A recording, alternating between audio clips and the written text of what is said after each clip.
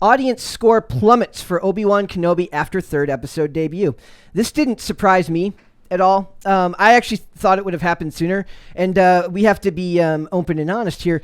I am a casual... Thank you. I am a casual Star Wars fan at best. Seen the originals, seen the prequels, suffered through the new trilogy.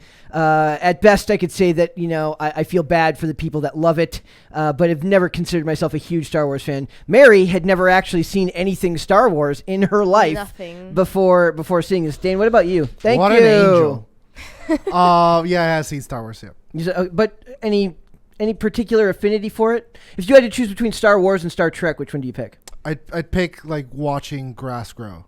But I think he might. I pick Star Trek. I pick Star Trek. Okay. It's just the series has been going down. Well, Star Trek is almost in worse shape than Star Wars right now. But so we've got a varying level of perspectives here. But do you want to tell everyone, in the Obi-Wan Kenobi reviews that we've done, does it surprise you that this happened so early into the season? It doesn't surprise me, and or you think it should have happened earlier in the series? That part doesn't surprise me either, because the same thing happened when the new trilogy came out. Force Awakens had pretty good reviews all around, and then it seemed to plummet with each new movie afterwards. Yeah. So I went through the same thing where, I saw Episode 7, and I was pretty not impressed by it. Yeah. That continued to happen as the new ones came out after it.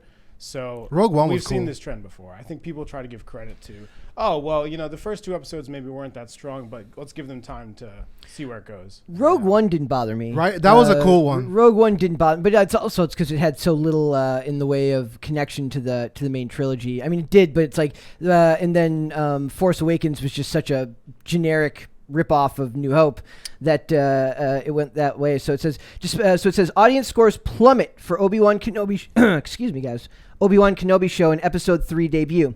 So it says, despite what appears to be manufactured outrage regarding Obi-Wan Kenobi actress Moses Ingram, it's not hiding the Disney Star Wars series' poor quality, as audience scores for the show are nearing The Last Jedi levels. That is significant, because I believe The Last Jedi has a 42% on Rotten Tomatoes with a 91% critic score or something like that. And that was kind of, for a lot of people, the kicking off point for a lot of how, I guess what you would phrase as geek culture became kind of synonymous with the culture war that we're experiencing or still going through as we speak. I've never been a huge Andrew's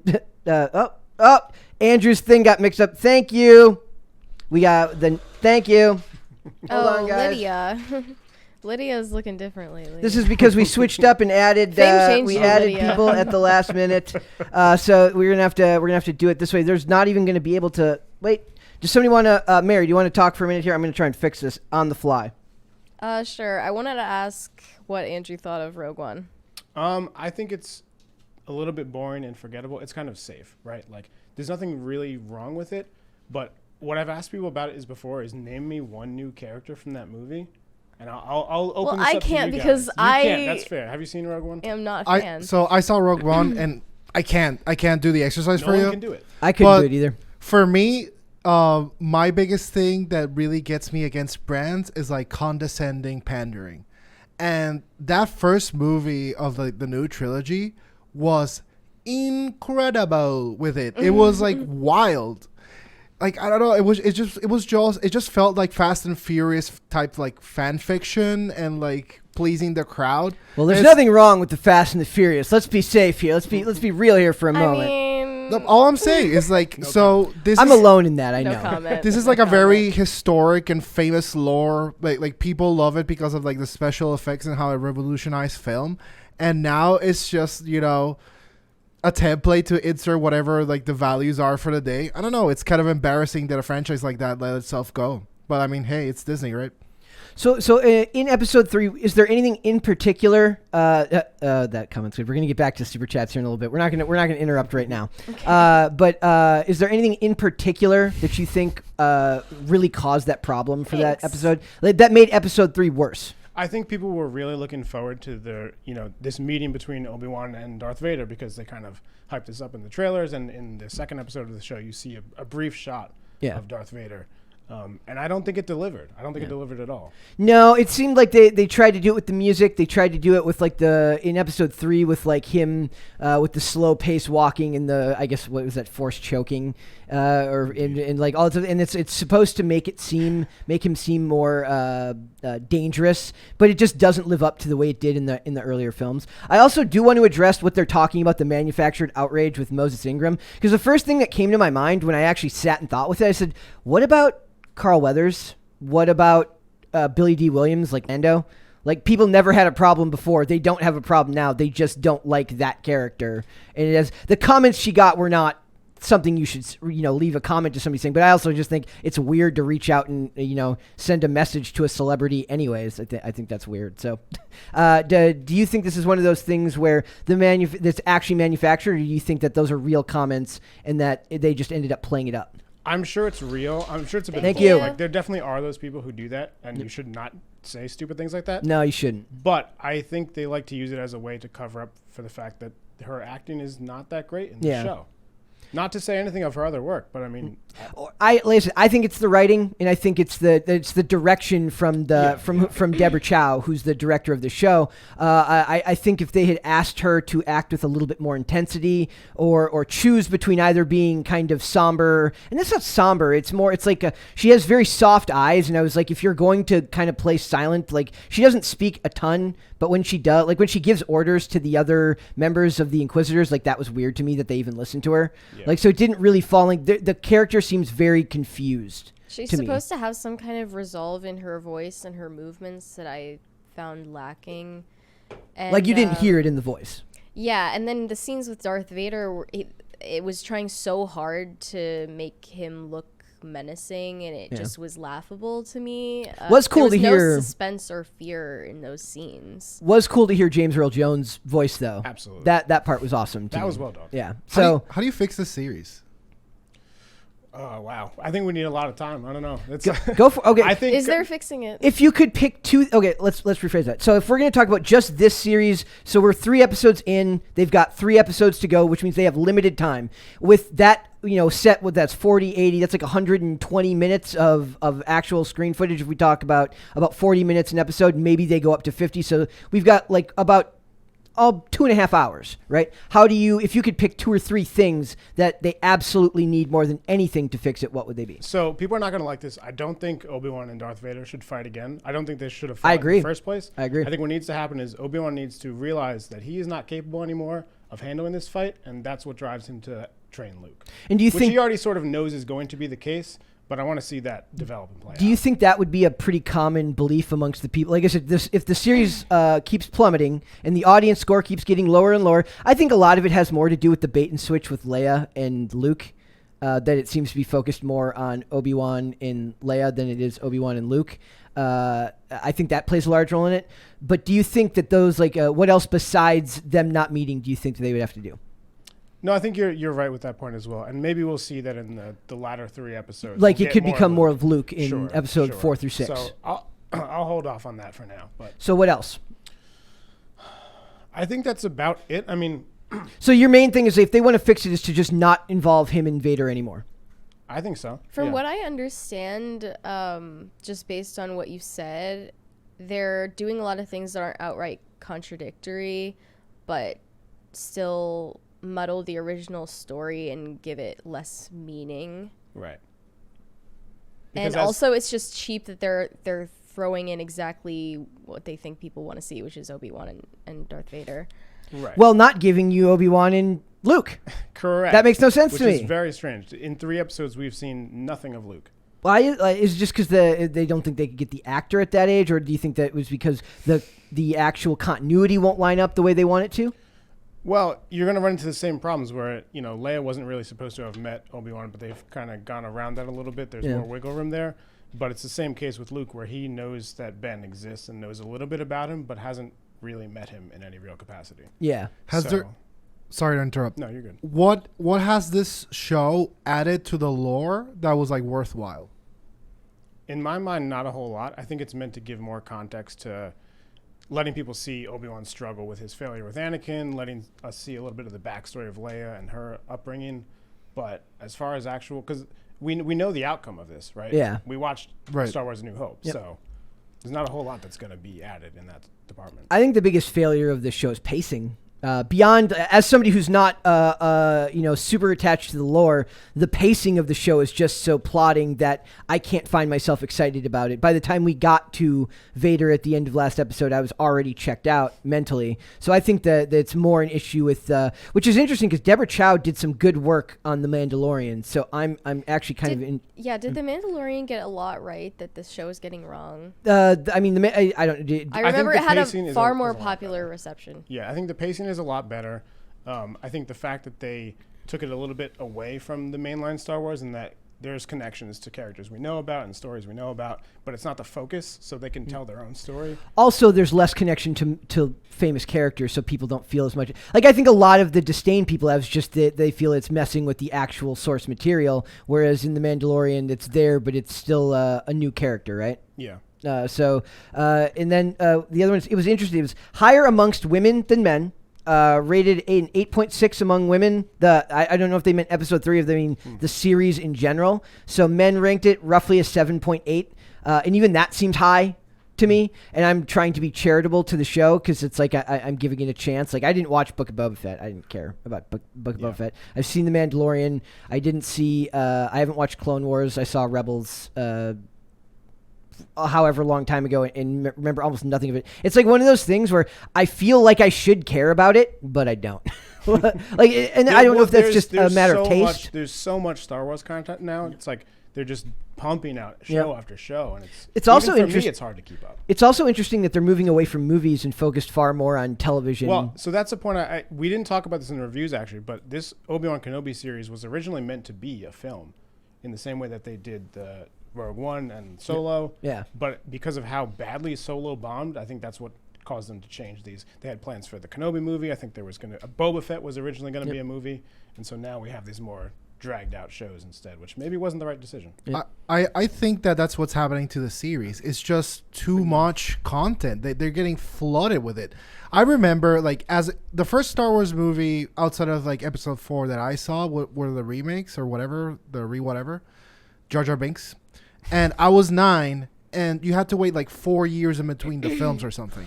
So thank you. If you were a fan, like, you would have to just stew and wait and make theories of it, and it was kind of part of the process. Here, it's like there isn't like an hour that there isn't like a new Star Wars movie or character or show or game.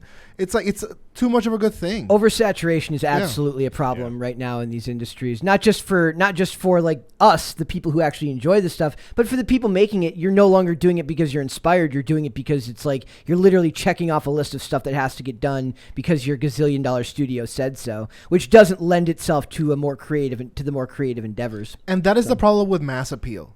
Oh, and, yeah. and that is the thing that marketers always get wrong. It's like, hey, we have this product. It's incredibly popular within this demographic, but unpopular within this other. What are we going to do? We're going to take it from everything that people love from it and make it undistinguishable from anything else, put it out there, and pretend it's a good product. And we're also just supposed to be like, oh, I mean, it's not what I like, but I bought it. And no. Not even so much that we have to, but that when you criticize anything about it, you get immediately called names and told that you're not a real fan because you criticize the stuff that they're making, which is hilarious that you're not allowed to criticize gazillion-dollar corporations anymore. Right. Who And is by this the way, for? if you weren't a fan, you wouldn't be criticizing it because you wouldn't be invested. Right. Yeah, So, like me, like all my criticisms are very tepid because I'm not super attached to the source material. So the people who have more intense reactions are going to have more. And sometimes I do think they come off in ways like where some stuff has to be changed just by virtue of the way that these things are plotted out, and there's things they just can't physically do or can't get away. Like a lot of the CGI problems, the budget's not there for a television version. It's not going to look like the movies. It's just not. But for the most part, the critiques that have to do with story or lore or canon, you should try to stay as accurate as possible, but it seems like they just don't even really try anymore. yeah. And I would much rather they just slow down. If it is a budget problem, slow down and give us quality. Like Netflix saying that what they're going to do is focus on making less stuff, but just making it better. Maybe that's what Disney should be looking to do anyways. I would agree. So, Mary, there were some super chats in there. Yes. We're surprisingly close to a crisis party. We are right getting now, very by the way. close to a 4-person crisis party. Clint Torres said, "Guess what? Guess what? Guess what? Guess what? I'm here." I think he said it Sunglasses in emoji. exactly that voice too. F off. F off. Said, "Shout out to White Girl Summer." I didn't know that White Girl Summer was happening. but Apparently Dane. this is gonna make Dane really mad. Dane is now very angry. He's about to storm out of here. I would like to meet with the representatives of White Girl Summer. Maybe we can come to a compromise. That's me. That's me. her. We'll have deliberations. Ed too, Mary.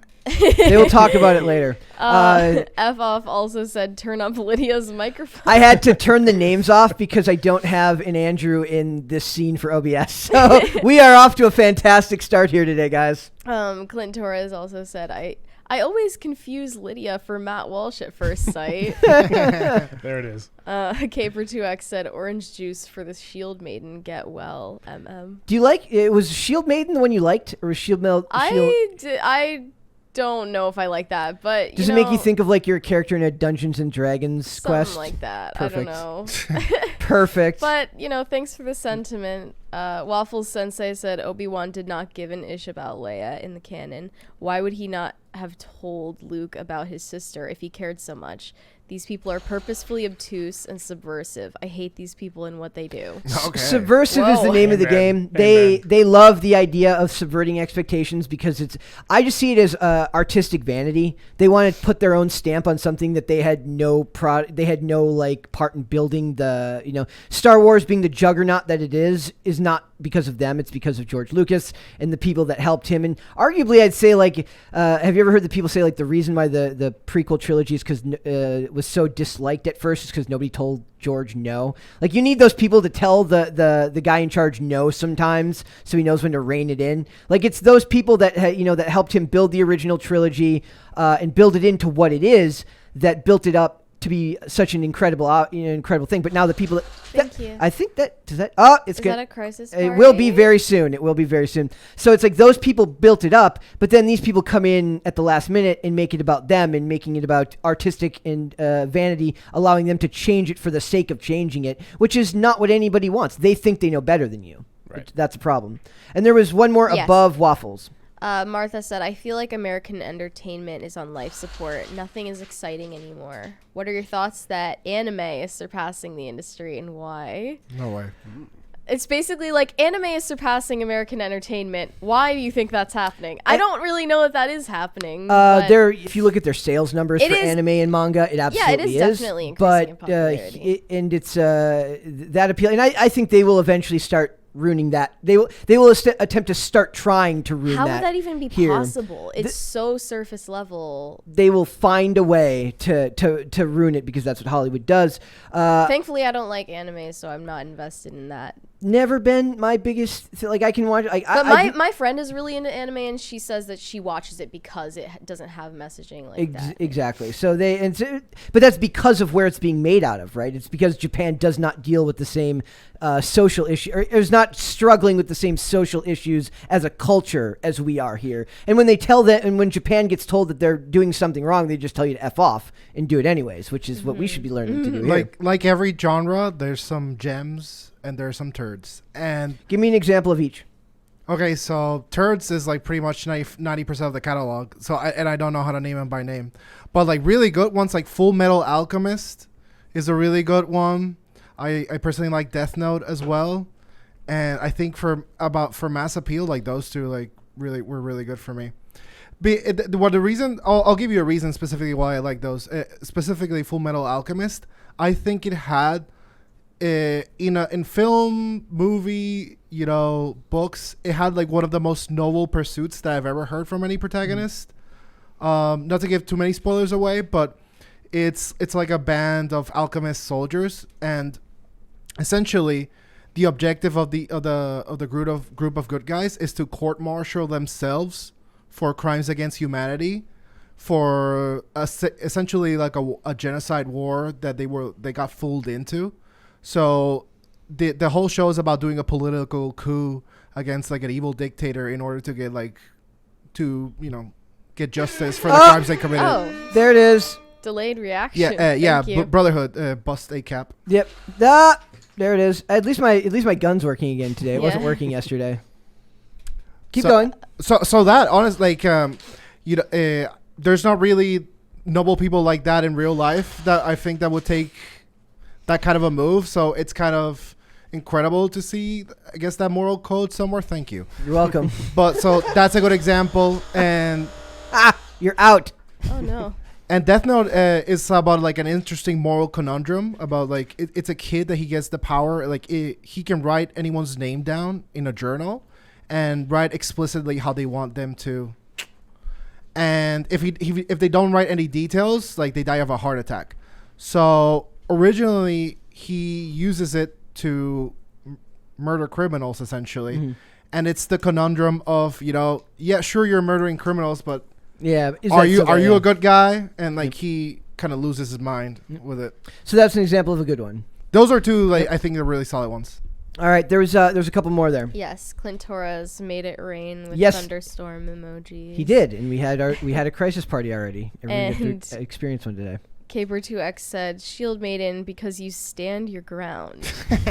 That she All right, does. I'll take it. She's high in disagreeableness. That's what she is. Valerie's 26 said, "Pumping out the Star Wars content. They did that with the books before Disney bought it. I remember there were about 15 books per year." Were you a fan of the literature? I've read a few of them. I never really dove that deep into it. Wasn't, but there were a lot of books. Yeah. Yeah. So, there was That's a little bit less like assaulting than all of these TV shows. It is, and it's not like it's with the shows and the movies. It's one studio pretty much that's doing it all. Like, I feel like Whereas you maybe can- Star Wars is just not supposed to be in a format like a TV series. It should only be movies. I do think it works for The Mandalorian, but in general, I agree. Yeah. yeah, I mean, there's something to be said about the spectacle of the films that you can't recapture that with the movies and that or with the TV shows, and that's a problem. Like for stuff like that, more self-contained shows, I get the concept of wanting to take something that seems to have this wide-ranging universe and tell smaller stories, but maybe that's just not the franchise to do it. The with. original story is one that moves extremely slowly, so I don't see how you can make it fast-paced enough to put it into a series. I think shows work if your writers are good. Because shows work because you have more time to give characterization to certain people, and then you go either attached or distant about them. So if you got really good writers, they know how to write a character and kind of like take you through ifs and buts. So I think a really good story is told. I think right now television is way better than movies. Like I can't even tell you the last time I was excited for a movie. I don't even know. I actually, in a way, I'm pushing back on that because I just don't like a lot of the TV that's coming out right now. Just doesn't really interest me. But I kind of attribute that to the fact that there's just too much, and that's what the next DDP 0727 says. There has not been a proportional increase in quality writers to accompany the increase in media output, and I've harped on that a million times that there's just too much content coming out and not enough people talented at writing these types of projects. We've got people who can't write an email writing stories. That is a problem. Like, if you're not basically literate, like, how are you going to write a story that's worth anything? That's what I've been thinking about. All right, there's one more in there. Yes, Waffle Sensei said, "Dane, stop bringing up my favorite shows, or I'll keep super chatting you." Oh no! FMA Please don't. Brotherhood does slap, and it really goes deep into the concept of science and God. All is one, and one is all, brother. Word. It's a great show. Perfect response. Thanks for watching this clip, guys. If you want to see full episodes or follow us on social media, links are in the description below. Bye. Bye.